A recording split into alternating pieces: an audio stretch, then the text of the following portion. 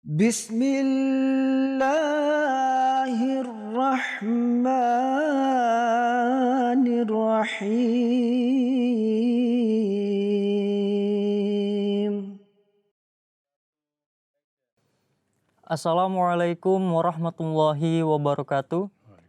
Pemirsa MTA dimanapun Anda berada, selamat berjumpa kembali bersama saya, Ammar Ahmad, pada acara Esensi Ajaran Islam. Pada episode kali ini kita akan membahas berkenaan dengan topik turunnya malaikat bersama seorang khalifah. Bagaimana Hazrat Masih Maud Salam menjelaskan bahwa malaikat pun turun pada saat diutusnya seorang utusan Tuhan atau khalifah Tuhan. Bagaimana rupa dan corak dari pertolongan mereka terhadap utusan tersebut, ini sangat menarik sekali untuk dibahas, dan pada episode kali ini kita akan membahasnya bersama narasumber kita, Bapak Abdul Basit. Mari kita sapa beliau. Assalamualaikum warahmatullahi wabarakatuh. Waalaikumsalam. Bagaimana kabarnya pada hari ini, Bapak? Alhamdulillah sehat. Alhamdulillah. Baik, Pak, kita akan melanjutkan perbincangan kita dari episode sebelumnya. Kita akan membahas berkenaan dengan rupa dan corak pertolongan, tugas-tugas, dan bagaimana malaikat ini mendukung seorang khalifah Allah Ta'ala, seorang utusan Tuhan di muka bumi ini. Silahkan Bapak mengawali uraian Bapak, Pak. Iya, sebagaimana telah diterangkan di dalam episode yang lalu bahwa sekali orang-orang pilihan Tuhan ini mendapatkan kasih sayang Allah Subhanahu wa taala, maka sesuai dengan itulah maka refleksinya itu ditanamkan dalam kalbu orang itu, ya, manusia itu melalui Hadrat Jibril, dan biasa disebutkan dengan Rohul Kudus. Dan orang yang semacam ini, orang yang sudah fana fillah ini, sekali refleksi nur ilahi yang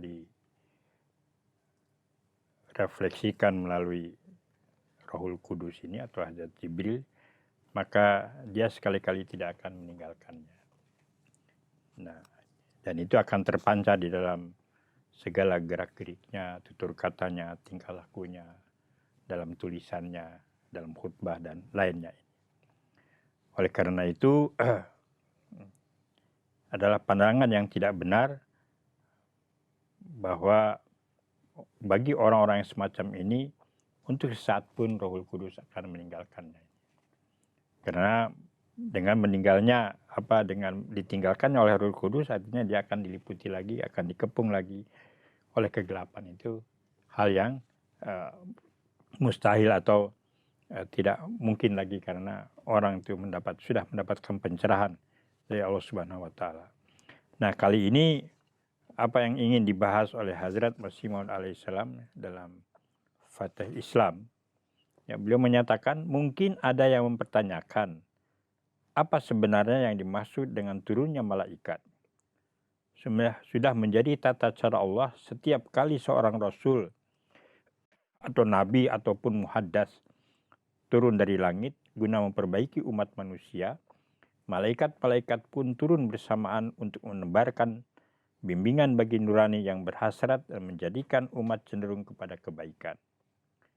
Para malaikat ini akan tetap turun hingga kegelapan kekafiran serta kedurhakaan menghilang, dan fajar keimanan serta ketakwaan telah merekah, ya.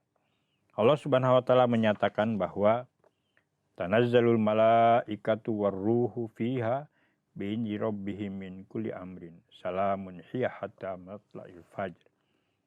Di dalamnya turun malaikat-malaikat dan ruh atas izin Tuhan mereka dengan takdir ilahi mengenai segala perkara, serba damai hingga fajar terbit. Surat Al-Qadar ayat 5 dan 6. Dengan demikian, turunnya para malaikat dan Rohul Kudus dari langit terjadi saat ada sosok pribadi akbar yang dibekali dengan jubah khilafat dan firman Tuhan turun untuk diutus ke dunia. Pribadi seperti ini disertai Rohul Kudus dan para malaikat yang menemani yang bersangkutan turun di kalbu mereka yang berhasrat tinggi di seluruh dunia. Ketika kemudian bertemu dengan orang-orang yang memiliki kapasitas yang sepadan, maka pantulan dari nur tersebut akan jatuh di atas mereka, dan ada nyala nur yang merona di seluruh alam. Melalui pengaruh suci para malaikat itu akan muncul konsep-konsep pemikiran suci dan timbul kecintaan kepada ketauhidan ilahi. Ruh mencintai kebenaran, pencarian hakikat ditiupkan ke dalam nurani manusia-manusia lurus, sedangkan yang lemah menjadi lebih kuat setelah muncul angin yang mulai bertiup yang akan membantu pencapaian tujuan dan sasaran dari sang pembaharu. Berkat dorongan tangan yang tersembunyi, umat manusia mulai bergerak ke arah kebaikan, dan gerakan itu timbul di antara bangsa-bangsa. Jadi apa yang ingin disampaikan oleh Hazrat Masih Maud SAW ketika seorang nabi, seorang rasul atau muhaddas itu adalah orang yang selalu diberi kurnia untuk bermukalamah mukhatabah dengan Allah Subhanahu wa taala.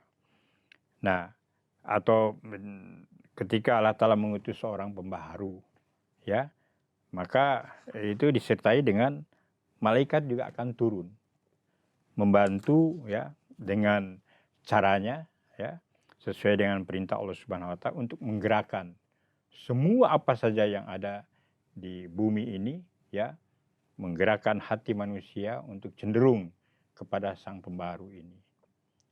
Nah, dan itu akan dia akan dihembuskan sesuatu kepada mereka untuk condong dan melihat pembaharu ini. Dari satu sisi, dari sisi yang lainnya, ya, bagaimana Allah Ta'ala dengan perantara malaikatnya itu membantu sang pembaharu itu. Apakah itu nabi atau rasul atau khalifah, ya. Karena bagaimanapun juga seorang nabi adalah khalifah Tuhan di muka bumi ini. Nah, ini apa yang diterangkan oleh Masih Maud SAW, sehingga pribadi seperti itu disertai Roh Kudus dan para malaikat yang menemani yang bersangkutan turun di kalbu mereka yang berhasrat tinggi di seluruh dunia. Sebagaimana pernah yang di Hadrat Masih Maud SAW terima wahyu salah satunya yang suruh karijalun nuhi ilai minas sama. Jadi orang-orang akan menolong engkau, ya, di mana wahyu akan diturunkan kepada mereka ini. Ini kita lihat bagaimana penzahiran, penggenapan dari wahyu itu. Siapa yang beritahukan tentang kedatangan Masih Maud? Kepada orang-orang di Afrika, di mana-mana, di Indonesia saja, di gunung-gunung itu. Ya, bahwa sudah masanya Masih Mahdi yang datang dan lain-lainnya. Ya. Nah, itulah bagaimana malaikat yang disebarkan oleh Allah Ta'ala untuk menerima Hazrat Masih Maud alaihissalam. Nah, ini tercantum dalam keterangan ini. Selanjutnya Hazrat Masih Maud alaihissalam mengatakan, mereka yang awam membayangkan bahwa jalan pikiran dunia bergerak dengan sendirinya ke arah kebenaran. Namun sebenarnya hal itu berkat kinerja para malaikat yang turun dari langit bersamaan dengan seorang khalifah Tuhan, dan melalui mereka itulah ditebarkan kemampuan menerima dan memahami kebenaran.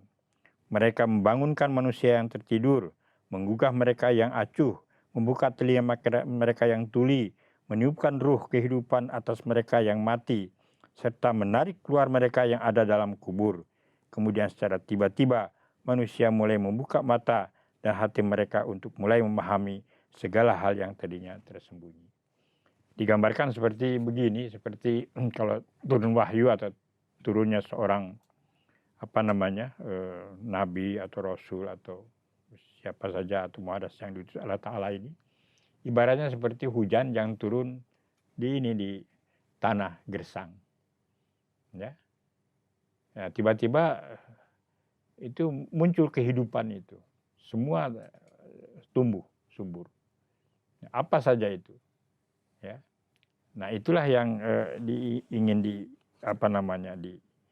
digambarkan oleh Hazrat Masih Maud alaihissalam. Yang menggerakkan itu siapa? Itu adalah malaikat. Bagaimana membangunkan orang-orang yang tidur, ya, rohaninya dan lain-lain. Sehingga contoh yang jelas bagaimana tadi sudah disebutkan, bagaimana orang-orang tertarik kepada tulisan Hazrat Masih Maud alaihissalam yang sangat luar biasa sekali. memiliki daya tarik, sehingga ada fatwa di kalangan orang yang tidak senang, jangan dibaca katanya, nanti kamu kena sihir, ya bakar saja, akan begitu. Kenapa ada fatwa begitu? Karena memang buku-buku beliau ini luar biasa sekali. Orang yang awam saja ya membaca dengan benar ya, wah itu sangat tertarik. Segala kupasan-kupasan yang disampaikan oleh beliau. Nah, ini semua yang menggerakkan adalah malaikat menggerakkan kalbu-kalbu orang untuk memberikan perhatiannya kepada sang pembaharu ini. Ya. Itulah yang disebutkan bahwa malaikat turun. Ya. Selain turun membantu pembaharu itu, ya, nabi, rasul atau reformer yang lain, juga membangunkan ruh-ruh yang memiliki fitrah yang baik untuk cenderung kepadanya. Selanjutnya beliau menyatakan, para malaikat tersebut bukanlah suatu hal yang terpisah dari sosok khalifah Tuhan. Mereka menjadi nur dari wujudnya, dan mereka menjadi tanda-tanda gemilang dari tekadnya, di mana melalui kekuatan daya tariknya, mereka lalu menarik orang-orang yang sejalan dengan mereka, meskipun secara fisik orang-orang itu berada jauh atau dekat, apakah dikenal atau seorang asing, atau mereka yang sama sekali tidak mengenal nama sang khalifah. Pada saat demikian muncullah gerakan ke arah kebaikan dan hasrat pencarian hakikat, baik di antara bangsa-bangsa di Asia, Eropa, atau Amerika, yang semuanya didorong oleh para malaikat yang turun bersamaan dengan seorang khalifah Tuhan. Semua ini merupakan kaidah ilahi yang tidak pernah berubah dan mudah untuk difahami. Jadi makanya ketika tanazzalul malaikatu warruhu fiha bi'izni rabbihim min kulli amrin salamun hiya hatta matla'il fajr, maka akan timbul fajar baru bagi dunia dan bagi manusia. Kemudian tadi disampaikan bahwa bahkan untuk memahami suatu kebenaran pun itu ada peran malaikat di sana. Di hati orang-orang yang mencari kebenaran pun ada peran malaikat, menggugah keimanan pun malaikat. Bisa Bapak jabarkan bagaimana? Ya, ketika begini, semua pun ada yang namanya itu ada aksi dan reaksi. Satu standar atau satu kaedah, mesti ada gerak dulu dari kita ini. Nah, yang menggerakkan ini kan kretek manusia itu, ya selain dirinya juga dibantu oleh malaikat. Coba itu ada yang mendakwakan, ya, khalifah Tuhan begini begitu. Coba kamu. Nah, mulailah ada kecenderungan itu. Nah, dalam waktu yang singkat, murid-murid Masih Maud SAW ketika wafat tidak kurang dari 400.000. Coba bayangkan. Ya. Itu dari berbagai daerah, malah dari di luar negeri pun mendengar suara seruan beliau ini. Pada masa Gus. Iya, beliau ketika Masih Maud SAW wafat itu tidak kurang dari 400.000 orang menjadi murid beliau yang telah beat itu. Nah, ini satu kenyataan bahwa bagaimana malaikat menggerakkan kalbu-kalbu yang bersih. Yang dikatakan dalam buku-buku yang lain, dalam Al-Wasiyat, ya, bagaimana dengan suara beliau itu fitrat-fitrat orang yang bersih, ya, sahih fitrat, syarif fitrat, ya, dia akan tertarik. Ya, itu kan yang menggerakkannya malaikat. Nah, jadi jelas bahwa bersamaan dengan diutusnya seorang utusan Allah Ta'ala, maka beserta itu juga malaikat akan diturunkan dan bekerja sesuai dengan perintah Allah Ta'ala, membantu sang khalifah itu dan membantu menggerakkan, ya, kalbu-kalbu yang bersih fitrahnya untuk tertarik menuju memberikan perhatian kepada sang pembaharu atau khalifah Tuhan itu. Itulah bagaimana cara kerja malaikat, disebutkan turunnya malaikat itu.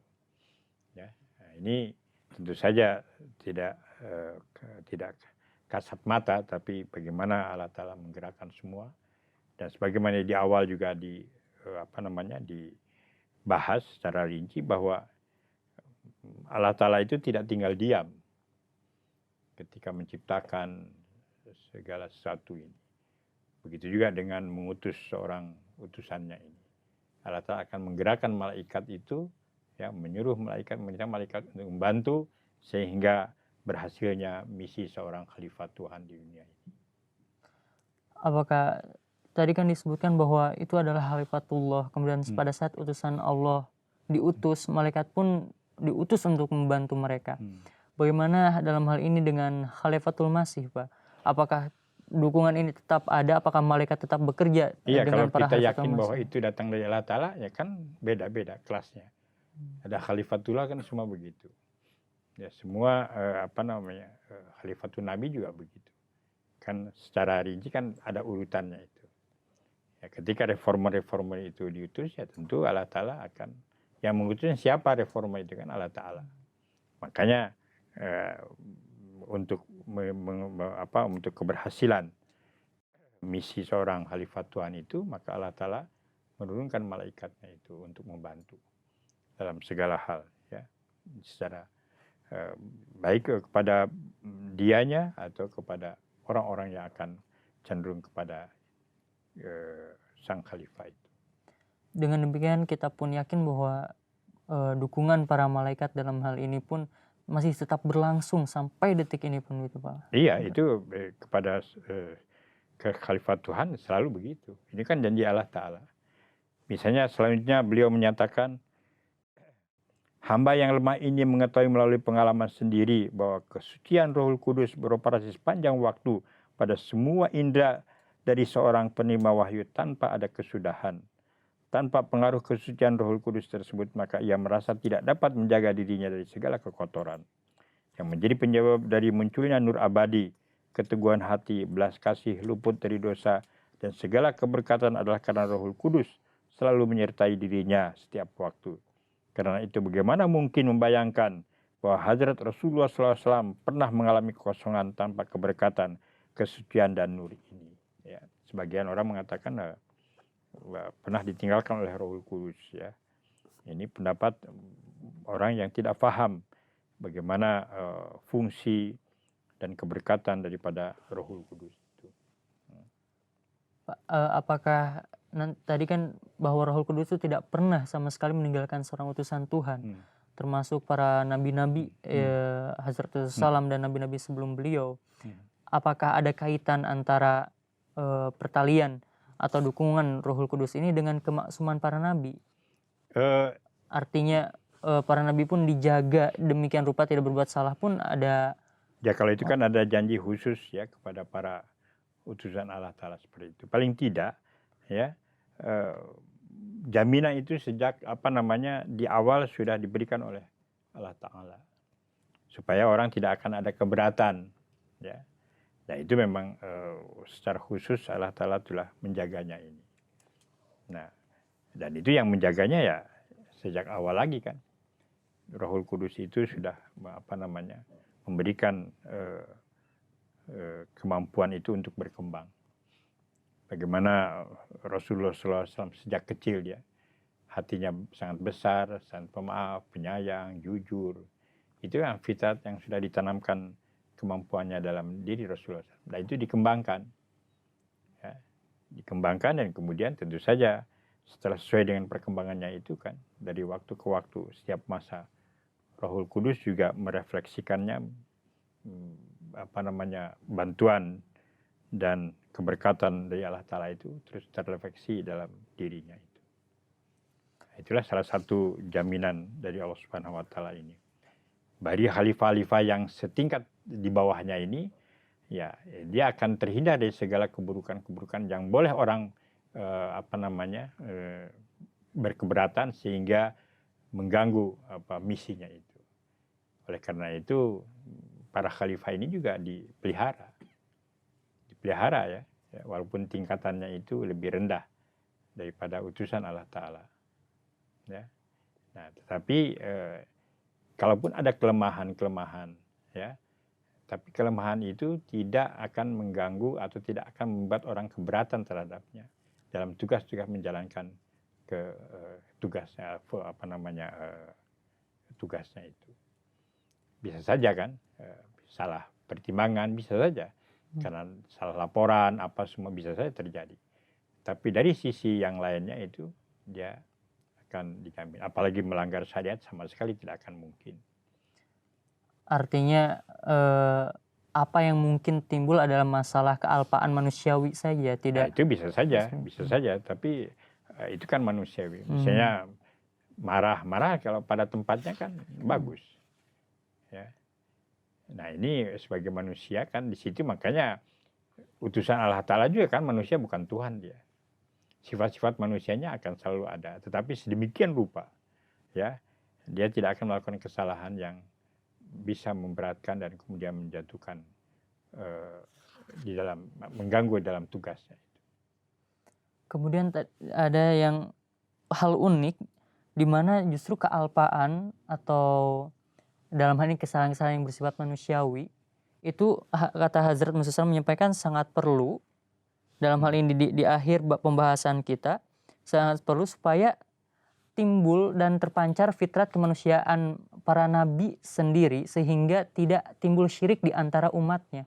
Artinya bila memang senantiasa sempurna bahkan kealpaan manusiawi pun tidak terjadi, itu besar kemungkinan ke depannya timbul syirik yang mana para umat pun bahkan menjadikan Rasulullah SAW mereka sebagai Tuhan. Jadi dalam sisi lain Hazrat Musa SAW menyampaikan bahwa sisi positifnya kealpaan secara manusiawi pun memang perlu sekali sehingga bisa terjaga umatnya dari bentuk kesyirikannya, Pak. Ya. Bisa Bapak jabarkan pada. Jadi kan para utusan Allah itu kan manusia. Dia membawa fitrat-fitrat manusianya, kemanusiaannya apa semua. Dan itu bisa saja salah silap di dalam pertimbangan, silap dalam menganalisa sesuatu, bisa saja. Tetapi yang jelas tadi sudah secara singkat diterangkan bahwa dia tidak akan mungkin melakukan kesalahan yang fatal yang boleh menjejaskan atau mengganggu menjalankan tugasnya sehingga sampai kepada sempurnanya misi yang ditugaskannya ini. Tidak akan mungkin. Kesalahan-kesalahan manusia bisa saja ya terjadi. Misalnya apa? Ya itulah salah. Misalnya pernah Rasulullah SAW kan mimpi kan. Mimpi yang kemudian beliau mau hijrah atau apa kalau tidak salah itu. Ke satu tempat, padahal itu hijrah beliau rupanya ke Madinah. Ke Madinah, ke Yasrib kan begitu. Tadinya beliau mau seolah-olah itu mimpi itu beliau tafsirkan ke tempat kemana satu lagi yang beliau itu yang pernah beliau tabligh ke sana itu. Yang jelas bahwa itu rupanya beliau itu harus hijrahnya ke Yasrib atau Madinah yang kemudian. Nah yang begitu-begitu tidak luput bisa saja terjadi sebagai manusia kan begitu. Tapi yang lainnya itu dijamin dan itulah Rohul Kudus yang selalu menjaganya. Baik Pak, silakan Bapak menyampaikan kesimpulan Pak untuk mengakhiri episode kita pada kali ini Pak. Ya tadi dibahas bahwa turunnya malaikat bersama seorang khalifah itu bagaimana seizin Allah Ta'ala bila Allah Ta'ala mengutus seorang khalifah, apakah itu nabi atau utusannya atau reformer, muhadas, maka besertanya juga Allah Ta'ala menurunkan malaikatnya ini untuk membantu ya tugas sempurnanya tugas beliau atau para khalifah itu, dan juga membantu menyebarkan ruh-ruh kebenaran itu kepada kalbu-kalbu yang memang memiliki fitrat yang baik untuk cenderung dan tertarik kepada sang pembaharu atau sang khalifah itu.